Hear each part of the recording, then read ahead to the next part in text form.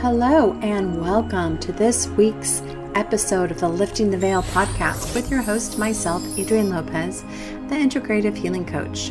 Thanks for joining me for soul healing conversations, guests, and topics that support you in unveiling the nature of your consciousness so you can embrace your destiny and not suffer your fate.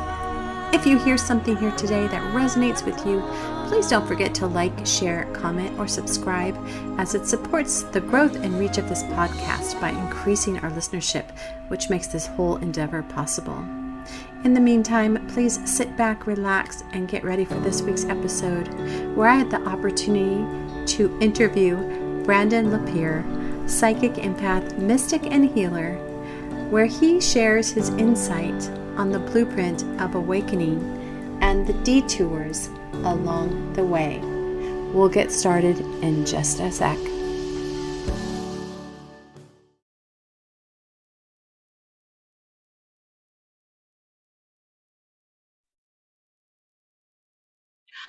Hello, everyone. I'd like to welcome you to this week's episode of the Lifting the Veil podcast with my guest today. I'm super excited to have Brandon La Pier here today. I hope I said that correctly.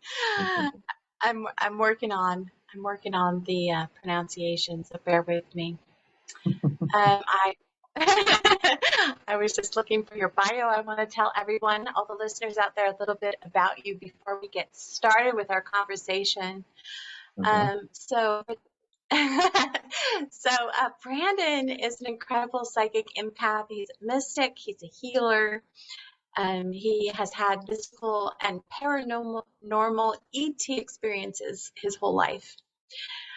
He experienced through these experiences, I should say, led him to discover and understand his gifts and ultimately his personal connection to Creator.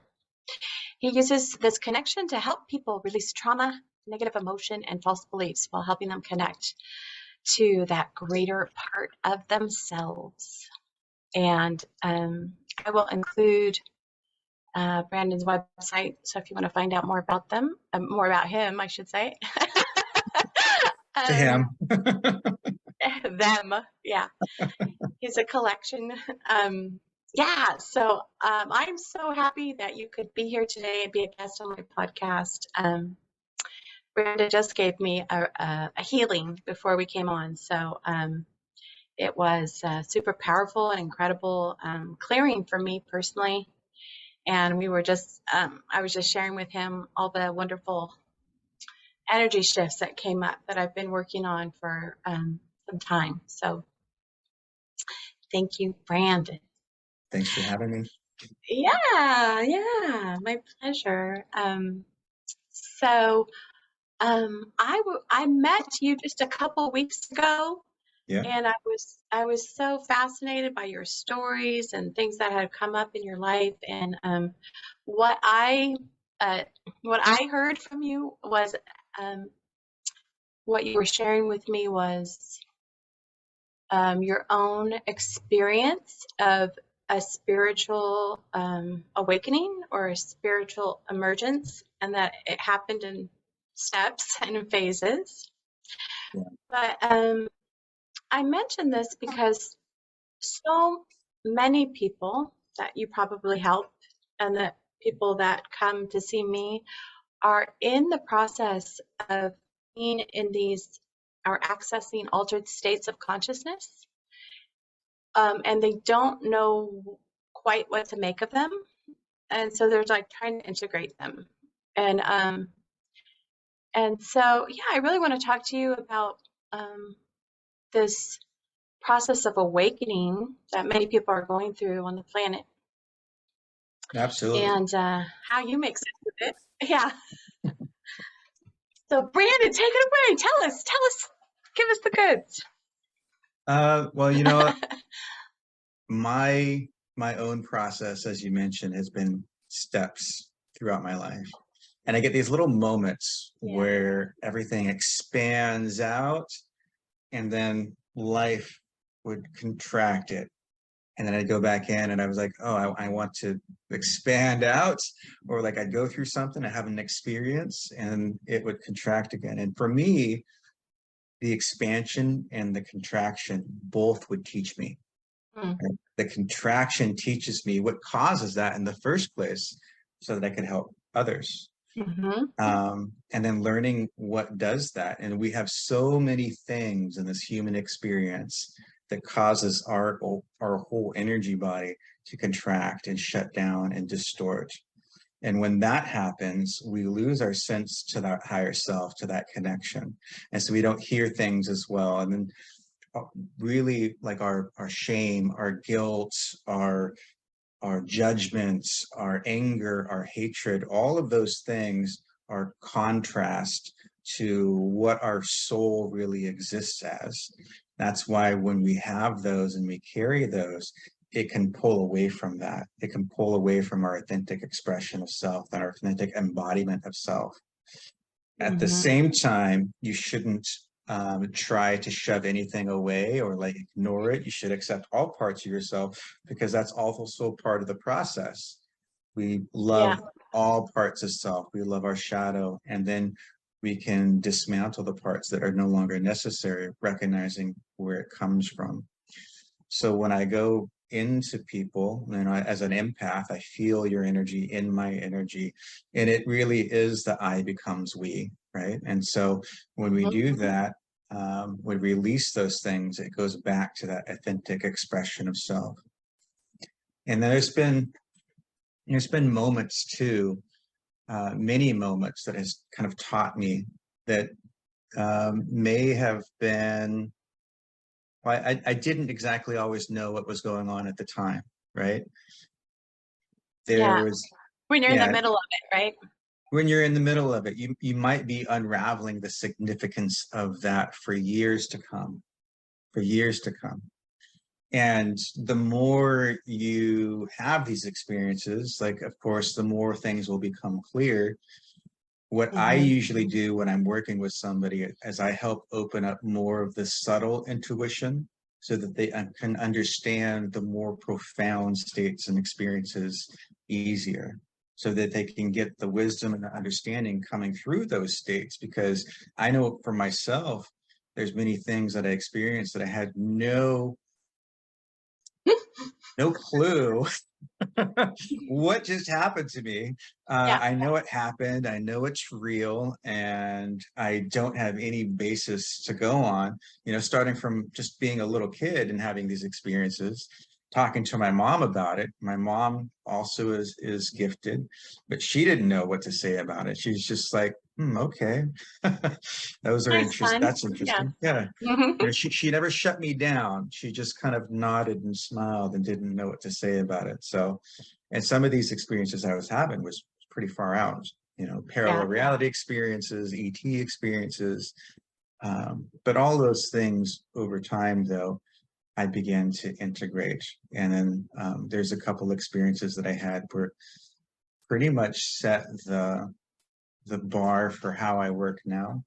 Mm-hmm. I think one of the first initial experiences is, and I don't know if I shared this story with you about my friend who, when I was like 17, um, I was at his aunt's house, a friend of mine and my girlfriend's house, and we're all friends together. Mm-hmm. They all went to bed, and I was about to leave, and he was upstairs, and he's like, "Hey, can you talk to me for a minute?" I was like, "Okay, yeah, I can talk to you." And I could tell he was down and just, needed someone to talk to, but Mm-hmm. I didn't get anything more than that. So he grabbed a bottle of wine. We went and parked up on the hill near the house. We're up in the mountains on the gravel road, so there's nobody around. We're just sitting there yakking and sharing some things that he was really down at. And I kind of gave him a different perspective. I'm like, well, you could look at it like that, or you could look at it like this. And like, it's all up to you. Like, you could choose what you do with that information. Mm-hmm. And just giving him a different perspective of things. And when we're done, he says, well, I wasn't going to tell you this, but I was going to kill myself tonight. And I just wanted to talk to somebody before I did it. And I You had know, no idea. you didn't tell me that story, but when you were talking, I was like, Oh, like that energy was there. Yeah. Yeah. Yeah. So I dropped him off. And as I started driving off, there was this energy that came over me and it wrapped itself around me. And it was the most intense, amazing, unconditional love that I've ever felt. And I was just sitting there in tears because it literally felt like God wrapped Holding you. around me and was holding me. And it was a thank you and a gratitude, but it was also for myself as well. Right. And so it was the things that I never really felt like I got in life either. And all that came flooding in. It was just this tears of joy. Mm. I must have sat there crying with this energy for like 15 minutes until it eventually started to drift off. And No, I, you didn't tell me that story, but it sounds like you had a huge heart opening. oh, it was amazing. Yeah. And I knew in that moment too, like my mom, when I was younger, made me go to this church Yeah. and Like they do. like they do. Yeah. And go into this church and you hear this guy up there talking and you hear all these contradictions in what he's saying and versus the words that he's like reading out of. And you're like, this doesn't make any sense Doesn't and match. doesn't match, Mhm. but I knew in that moment, like regardless of what anybody else says, I knew that was the truth, right? That was what creator was. Yeah.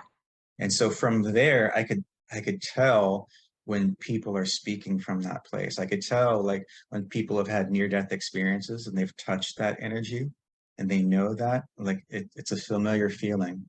So that's kind of helped guide me in my own journey. For a long time though, like I had that opening and I was searching, trying to get it back.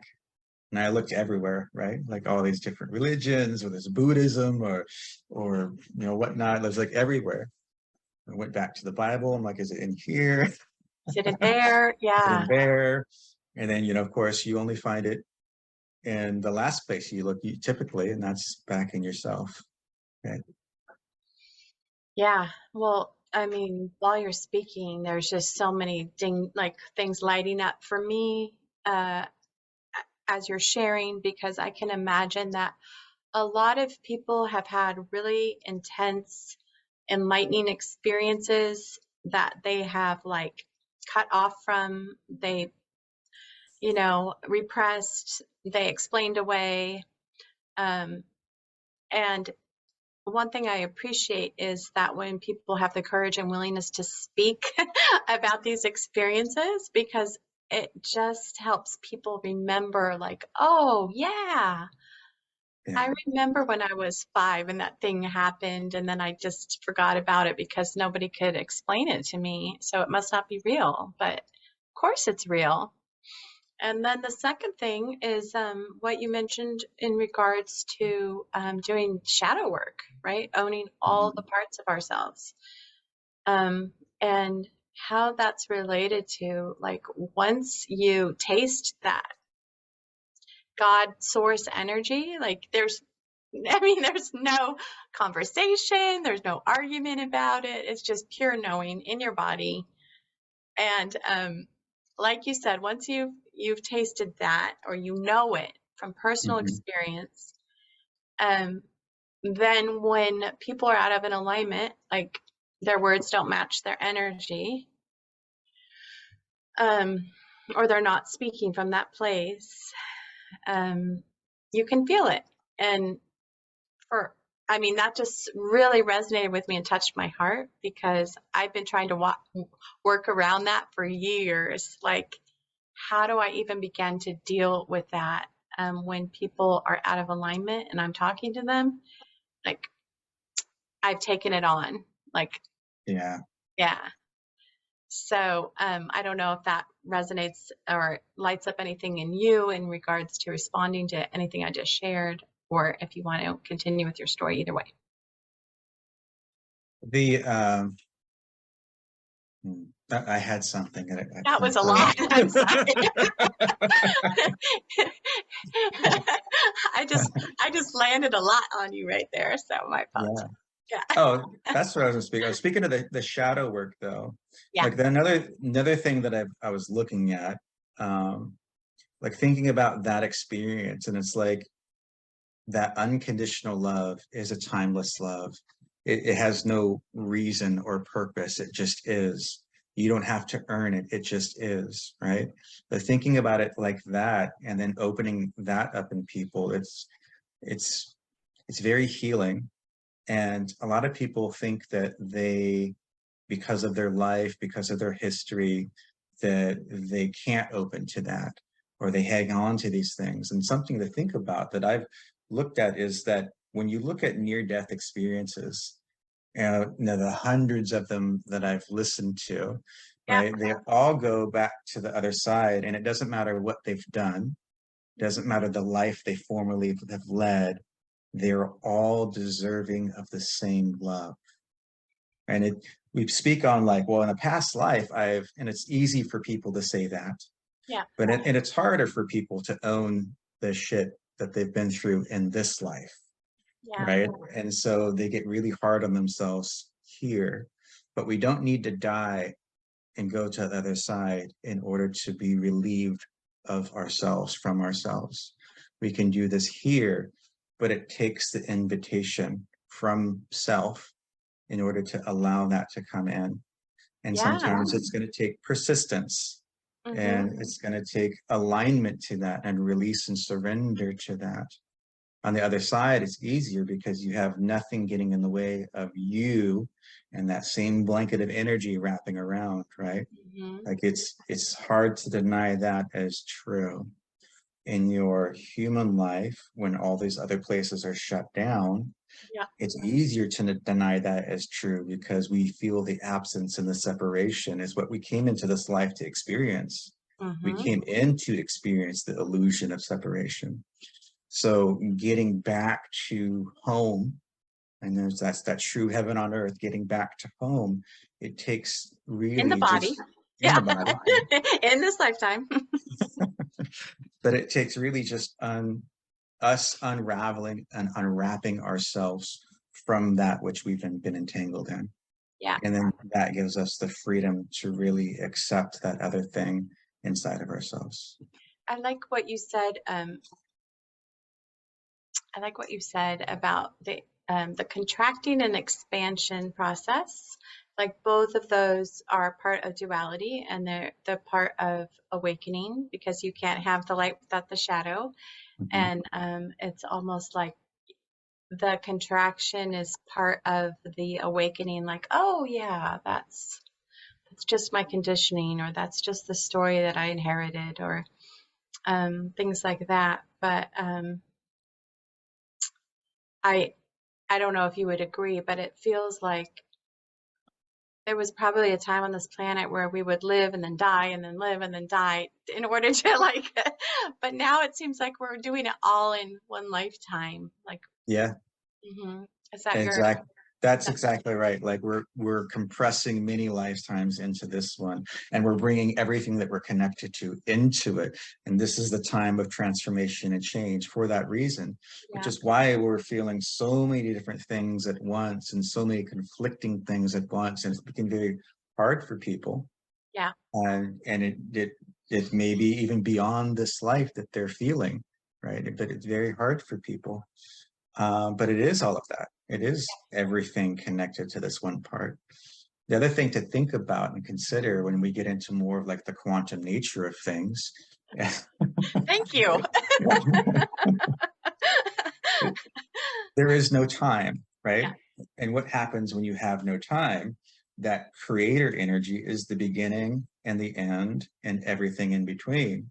yeah, And nothing can exist without that, whether you call it the field or source energy, and it's all the same, but hmm, nothing can it can exist outside of that. So all the solutions are in there too, and that exists in the shadows as well, right? So the shadow is a form of creation that can't exist without that source energy.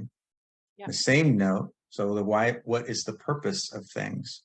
You know, hmm, you can look at the emerald tablets, and it says from Thoth, and it says, darkness transmuted becomes the light of the light. And it's such a beautiful quote, I think, And it's true, because why did source choose to go into the dark to experience itself in that way? And it's the contrast that gives awareness to the true nature of the light. Otherwise, it's like a fish who's always been in water and doesn't even know what the water is until it's brought out of it. And suddenly it's aware of the air. I don't like the air. I'm going to go back into the water. Yeah. So much more grateful for the water now.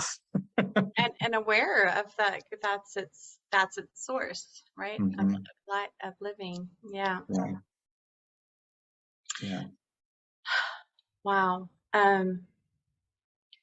There's a lot that just lit up there as well, for me, in regard to the quantum field. And there was a time when I was doing a lot of regressions, hypnosis, Mhm. and then I realized it's all happening right now. Like everything and all the timelines are happening right now. And so there's no need to go back anywhere, because back is here. Yeah. Back is the present moment. And if you're having a issue or an obstacle or a problem, it's happening now. And so let's look at that now. And then of course it clears up all those timelines that appear to be in the past. So I love that. And that everything happening now is also connected to how some of those other modalities and things work, right? Yeah. So how does quantum jumping work? How do parallel realities work? How is it that you can heal yourself now and then heal the past as the present? And then how is it that you can shift your consciousness sometimes, and things around you that seem to be one way are actually completely different? And you're like, well, was I just imagining it that other way? And this is where some of the Mandela effect comes into play, right? Yeah. So you are really aligning to a different reality, and that's just a marker reflecting that back. That's really all that is. But everything is happening now. And if you look at it that way, with an infinite possibility of parallel realities existing, you can realign yourself to anyone at any moment. Yes. But then it goes into the question, what ties us or appears to tie us and keep us to any given one? Yeah. And it really comes down to attachments, negative or positive, right? If you have guilt and remorse, maybe over some of your past actions, it's going to tie you to that. If you have attachments in a positive way over something that's in your life, well, I don't want that to change, it's going to attach you to that. So releasing attachments is also going to help you navigate the timelines on what is it the timeline you're going to want to choose. If you had unlimited choices and you were asking creators, like, put me on the highest and best timeline that's going to bless me the most, Yeah. you can't have any attachments to anything else. Yeah. Yeah. Yeah. That. Yeah.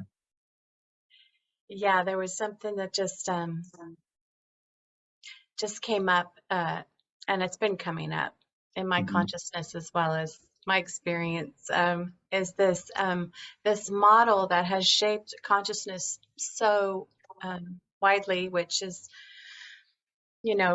generally defined as the patriarchy, power over, um, and dominance and possession and all of the things that have gone with it that Mm-hmm. we have internalized.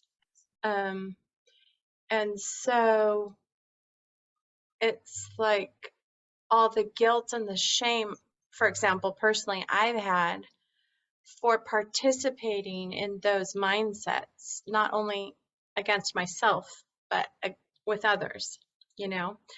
And I can't speak for all empaths. I can only speak for myself, but I've noticed that there's a tendency for many empaths to be stuck in that guilt and shame, so they keep choosing that same timeline of Yeah. powerlessness. And does that make sense? Absolutely. Yeah. Yeah. I agree Yeah. completely. Yeah. Yeah. So I was talking with my friend, and behind her, she had a Mexican blanket that has all the stripes. Mm-hmm. And I'm like, dude. I'm like, look at all the timelines behind your head. Like you could jump to any of those parallel realities, but what keeps you in the one that you're in now, which was the exact same question. And it was those attachments and those feelings of responsibility that we take on, obligation, Mhm. that keeps us energetically hooked in timelines of suffering or self-sabotage.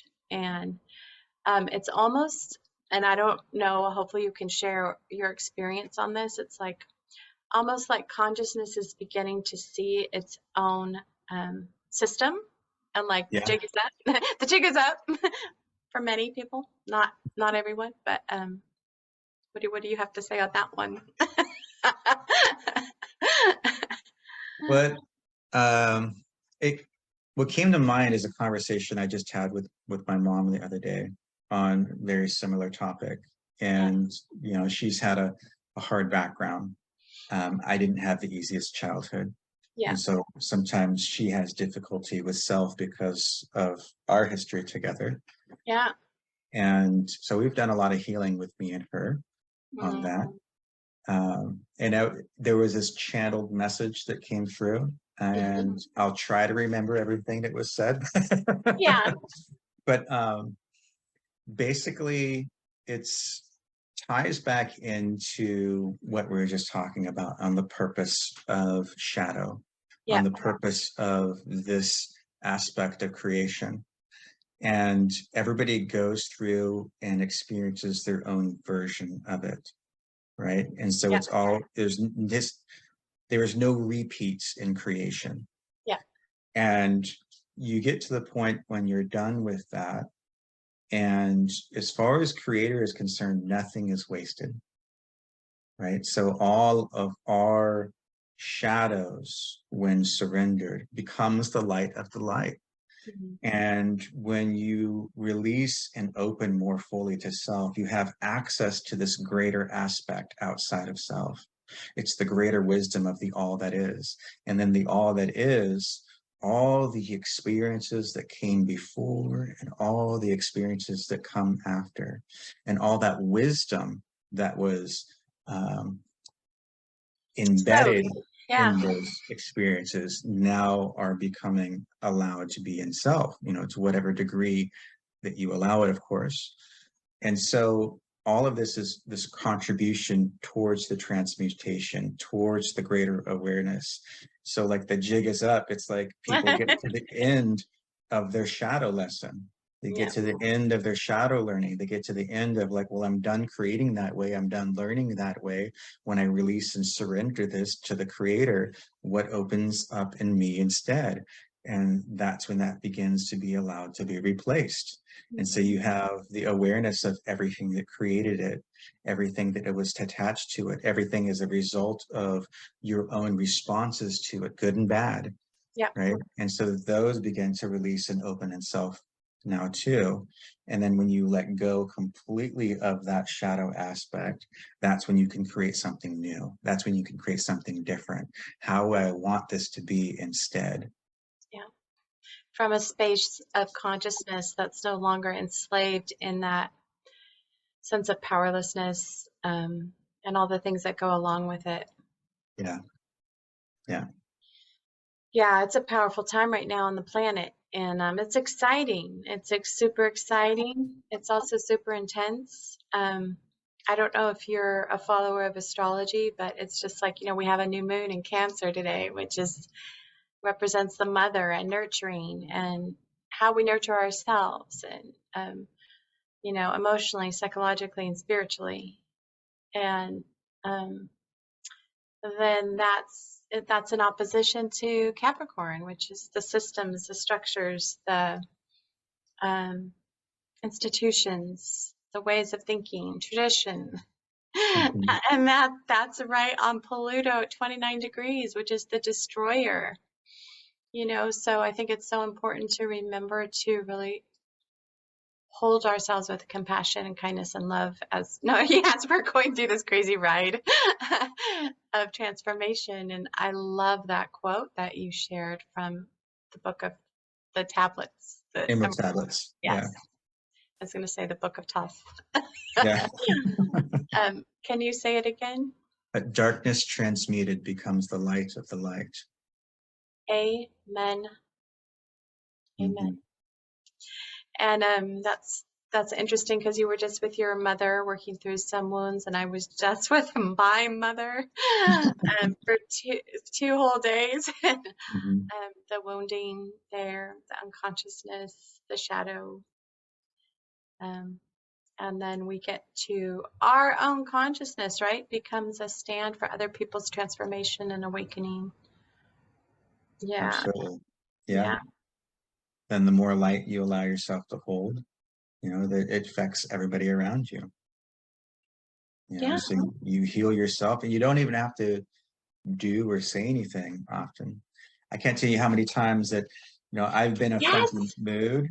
Yeah. I've been in a funky mood, and I go into work or something, and I'm around other people, and then like everybody else is in a shit mood. I'm like, and they're kind of shitty to me maybe. And I'm like, then I separate myself and I go in the bathroom. I'm like, all right, so if everything is a reflection, then let's work on this. And so I started working through my own stuff. Mm-hmm. And then I go and I leave the bathroom, and then I go back out and integrate. Well, And just suddenly like everything's different. everything Everybody's different. shifted. Yeah. Yeah. I like what you shared earlier with me before we started recording about how you were holding your mother in consciousness. Yes. And if that's private, you don't No, you know that's fine. okay. So Yeah. the principles from that, like, let's see, which is Paul Selig and the guides, Yeah. they talk about like the purview, right? What is in your purview? What is the way you perceive others? Mm-hmm. Because the way you were perceiving it is the way that you are creating it. Yeah. So there's that teaching, and then that also goes along with Neville Goddard, which is like everything is you reflected back. Yeah. And so when you think about these principles and thinking about like, how am I perceiving the thing in my environment? How can I perceive it differently?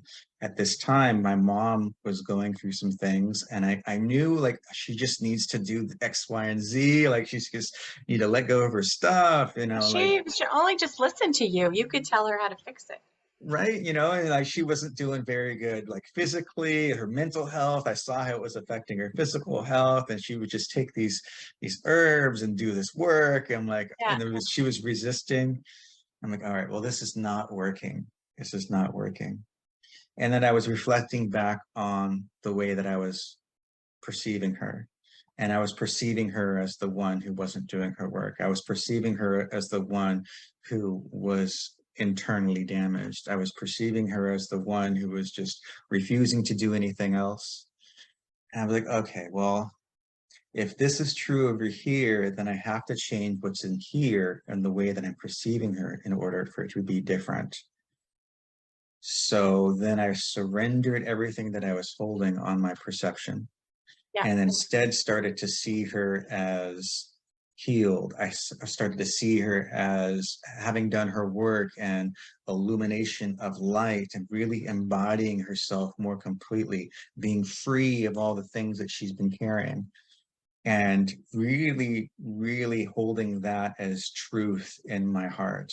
Yeah. And then when I saw her like a day or two later, she was like, oh, it was amazing. I did this really deep inner work, and I'm so relieved now. And like, I didn't have to do a damn thing. I just had to see it differently, and then hold that space, right? That's what I aligned to in my truth. Yeah. And that really applies to everything in your life, like Sure does. everything. Yeah. Like there's nothing else to do except to check yourself. Right? What are you aligning to? What are you holding as your truth? What are your expectations of what's coming down the path?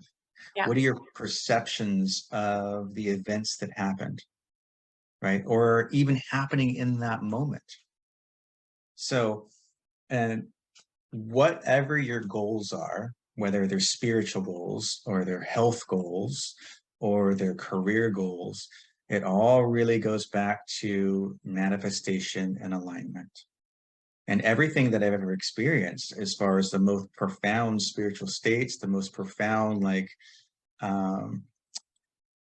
just really profound experiences. It's always been when I really let myself surrender to the alignment of the experience of what I was trying to manifest.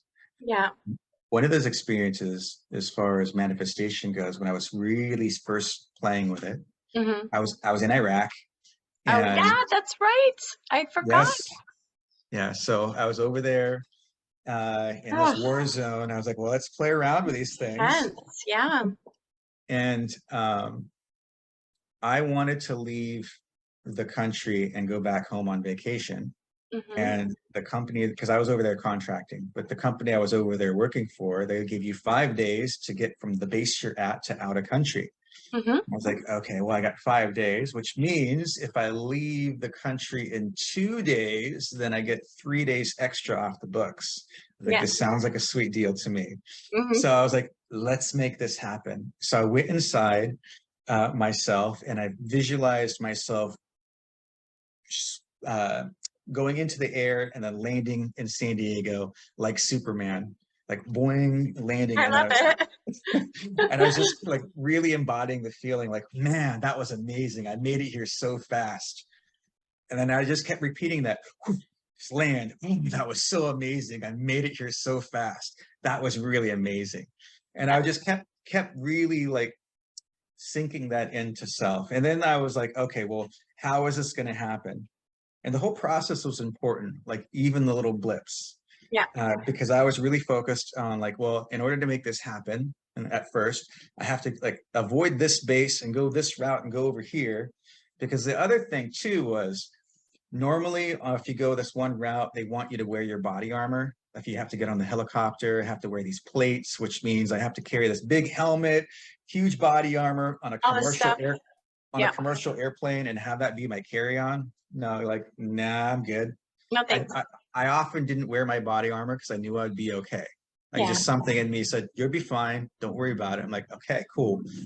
So I wasn't going to wear it, but I was going to avoid this base because they make you take it off and put it on a metal detector, and it goes through the x-ray, and they're looking for things in the vest, looking for bombs, Weapons, and things, yeah. but they also want to make sure that you have your plates in. Because if you don't, you can't get on the helicopter. They'll make you go home and get it. Got it. So I was avoiding that base completely. Yeah. So like I made my route, and then we got on the helicopter, and they fly in pairs. So we're in the air, and I was playing around with my telepathy at that point. And so I think it's almost like he heard me, because I got to the point where I could speak with my mind, and other people, if they weren't looking, they would respond verbally. Yeah. So, which was really cool. So we're in the helicopter, and he's like, hey, we got to land. The helicopter's broken. I'm like, so I go into my space, and I'm like, it's not broken. It's fine. Everything's fine. Helicopter is okay. And then as I'm doing that, he leans back and goes, it's not our helicopter. It's the other one. I'm like, okay. Did you guys still have to land? So we did. We landed. And we landed at this other base that. But it wasn't yours. Huh? Wasn't your wasn't mine. I manifested that. That's just good. like at that point, I was like, okay, I give up. I'm just whatever. We're landing. Yeah. So we land. And then he's going through, and he's like, well, where are you going? Where are you going? And he's like, okay, you're leaving tomorrow. You're leaving in an hour. You're leaving tomorrow. So they're splitting everybody up according to where they were. Okay, because it was more than you. Yeah, there was more than me. There was a bunch of other people too. And so the guy next to me is like, where are you going? Okay, you're leaving in an hour. And he pointed at me, or where are you going? He's like, okay, you're leaving tomorrow. The guy next to me goes, ha! I was like, we'll see. Yeah. So I went back into that space, flying like Superman. Oh, I made it here so fast. And I did this for and he went inside for 20 minutes, and I did this for, I don't know. Like 20 minutes. Yeah. Well, I did it for like 10 minutes. Okay. And I released that, and I'm like, okay, I feel pretty good. He came back out in 20 minutes. He's like, change of plan. You're leaving in an hour. You're leaving tomorrow. And I went, ha! This stuff works, man. This stuff works. So then we go, and he's like, well, we're going to this base. And it was the one I was trying to avoid. Yeah, because of the I'm plate. Like, because of the plates. I'm like, well, if it's worked this far, and there's no reason, no matter what the circumstance, for it to be any different. Yeah. So no matter what it looks like, I just have to keep in that alignment to my faith and whatever my manifestation is. Yeah. So we're Knowing. going there, my knowing, and we go in there, we land, I get off, and we're going into the bay and to the airport area where they're receiving everybody. And the person in front of me takes his stuff off, puts it on the conveyor belt, goes into the X-ray. And I'm like completely calm in my knowing. I'm like, I don't know how this is going to work. I just know that it will somehow. Mm-hmm. The moment I stepped up to it, it broke. It shut off. Boom. And he's like, oh, that's weird. It's never done that before. And he's like, hits it. And he's like, Yeah. that's so weird. Isn't that weird? He's like, I was like, mm-mm. He's like, well, you got any knives, ammo? Any bombs? Like, any bombs? Nope. He's like, okay, you can go. Well, then I was fine. And then, you know, I made it home. I made it out of country in 2 days, just like I intended. And I had an extra 3 days when I got home. When I landed, I was like, that was amazing. I made it here so fast. Pulled it off.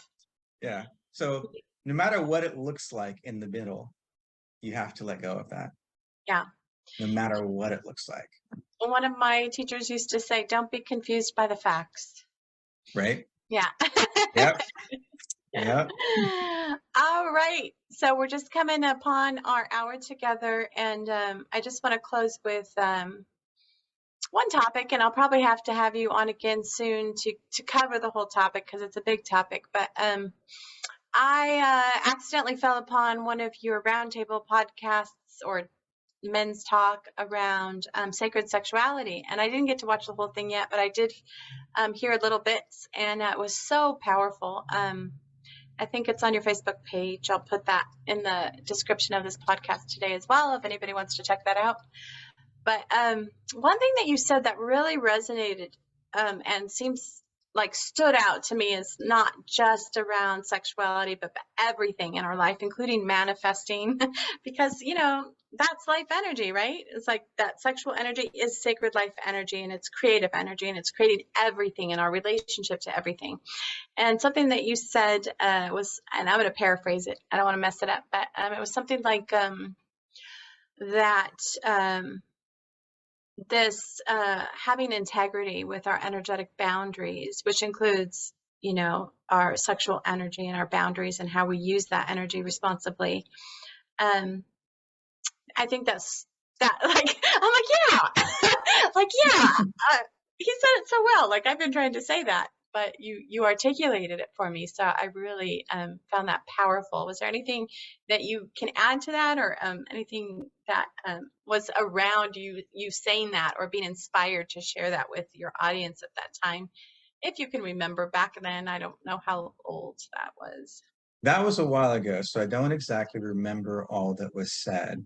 So I'll just speak on energetic boundaries, like sacred sexuality or anything. You know, if you are a healer and have clients, and that's really important, because what are they coming to you for, right? They're coming to you for healing. And so you have to go into what is it that they're needing and put everything about yourself to the side. Yeah. And that requires energetic boundaries. So it doesn't matter how a person may be, well, just like the example that you gave, where somebody was abusing their position, and I've seen this with others too, abusing their position to gain sexual favors, putting a person in like a vulnerable spot, and then taking advantage of that vulnerable spot. Yeah. So we have to go into what is the other person really needing, putting yourself to the side. And then, like, even if you feel like there's an attraction or something, I think it's also important to put all of that to the side, because that's not what they're there for, you know? So you keep that over here, and you go into like, what is really being asked for? Yeah. Right. So and how can you be of service? Yeah. You can't be of service that way. And so thinking about another aspect of that is everything about consciousness creates reality. Not everything in your consciousness is going to be welcome with another, but consciousness itself creates reality. And so you have to go into the space of being mindful of yourself, being mindful of your boundaries and what your energy is doing and how it might be affecting another person, right? What is your intention? Is your intention self-serving? Is your intention serving others? And so a lot of it is, a lot of it comes down to your own internal world. You have to be in integrity in your own internal world. So in sacred sexuality, you are there with one another. You are not there serving yourself through another. Yeah. You are there opening your heart to one another, expanding through one another, having an honor of the other soul whose energy you are sharing in that moment. When Yeah. you don't have that, it can be like this body that's in front of you, and it's all about what you're feeling in that moment without any consideration of other. Yeah. So the integrity comes in within sacred sexuality is like, it's just as much awareness of other and your own thoughts and your own processes as it is of self. Yeah. Dang. Yeah. I just, I grew up in a energetic ancestral family. I mean, all of patriarchy is it's energy drain of life force for a certain outcome. And so I think that's a huge, I mean, it feels to me that's a huge part of the awakening process. I did a 3-part series on healing sexual energy. And I even hate to call it that because it's sacred life energy, but it's been reduced for many people to a base level of like, this is it, we're living. And you're like, heck, you've only dipped your toe in, to the expansiveness of what's available when it's held in right relationship, just like, many wisdom traditions have taught and can, that we need to be in right relation to life, including our own. Yeah, it's Um, powerful, powerful stuff. All right, Brandon, thank you so much for being here. I'm so appreciative of you taking your time to come and share your wisdom and your insight with us. And like I said, I'll put all of your information in the description of this podcast, so people that are interested to find out more about you and the work that you do, that they can find it. Thank you, and thanks for having me again. Oh, my pleasure.